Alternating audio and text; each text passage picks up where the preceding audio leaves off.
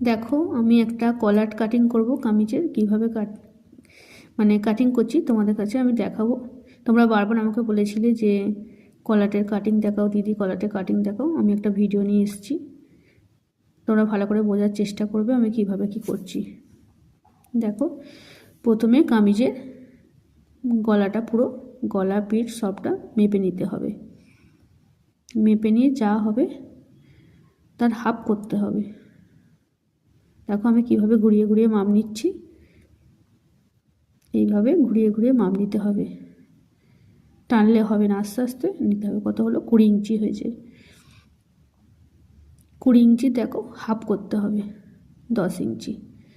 আমরা paper pasting নিয়েছি, দেখো আগেই টেবিলে রাখা আছে, ও পাশটা পেপার পেস্টিংয়ে জোড়া আছে। এখান থেকে কত নেব?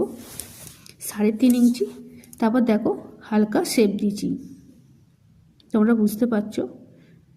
দেখো আমি হালকা হালকা শেপ দিচ্ছি, দিলাম। দেওয়ার পর আমি ওদিক থেকে শেপের পরে আমি 1 ইঞ্চি নিয়েছি, ফিতে করে আমি 1 ইঞ্চি মেপে নিয়েছি। নেওয়ার পর হালকা আমি দেখো হাফ ইঞ্চি শেপ দিচ্ছি, কলারের শেপটা দিচ্ছি। কলার এইভাবে শেপ দিতে হবে। শেপ দেওয়ার পরে আমি পিন আপ করে নিলাম যাতে কলারটা সরে না যায়। তোমরাও কিন্তু এইভাবে কাটিং করবে, নাহলে কলারটা সরে যাবে। আমি কলারটা যে ওর পাশে শেপ দিয়েছিলাম তাতে কিন্তু 1 ইঞ্চি এপাশে নেওয়া হয়েছে। 1 ইঞ্চি নেওয়ার পর হালকা শেপ দেওয়া হয়েছে। তারপর আমি কাটিং করছি। দেখো ঠিক যেইভাবে দাগ দেওয়া আছে ঠিক ওইভাবেই কাটিংটা করতে হবে, একটু যেন কম বেশি না হয়। দেখো আমি শেপটা কিভাবে কাটছি, দেখো এইভাবে শেপটা, কলারটার শেপটা কাটতে হবে। কাটার পর আমি ছিটে বসাবো। দেখো কলারটা আমি খুলছি, এই হয়ে গেল আমাদের কলার কাটিং কামিজের।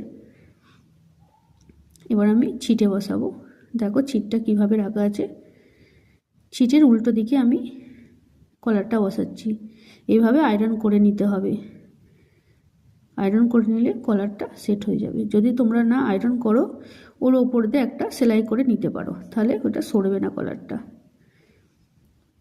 হয়ে গেল। তারপর আমি হাফ ইঞ্চি, দেখো এইভাবে হাফ ইঞ্চি কলারের, এইভাবে হাফ ইঞ্চি এদিকে হাফ ইঞ্চি করে কাটিং করে নিয়েছি। তারপরে আমি কলারের যেদিকে ওপর দিকটা আছে তোমার কলারের ওপর দিয়ে সেলাই করতে হবে, বা পেপার পেস্টিংয়ের ওপর দিয়ে ছিটটাকে এইভাবে বসাতে হবে। হাফ ইঞ্চি কিন্তু ওপাশে আছে পেপার পেস্টিংয়ের ছিট।